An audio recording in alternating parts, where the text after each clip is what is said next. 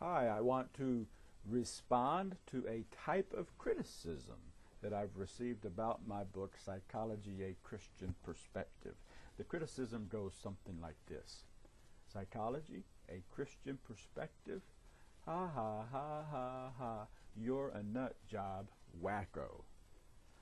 But I think that if people who say those things thought about it, they'd find that with respect to psychology, there's at least two parts of a Christian worldview with which they agree.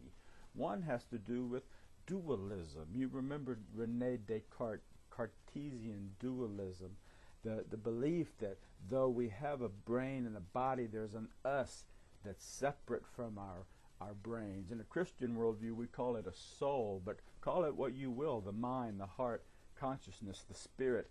That's what we are. And people across time, across cultures, across religions have had this belief.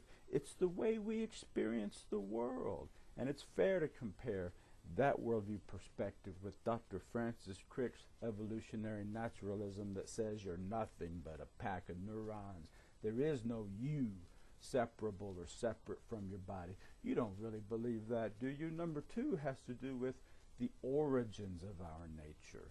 Throughout history, throughout cultures, throughout time, across religions, there's a belief that mankind is special, that we're endowed, that we're touched.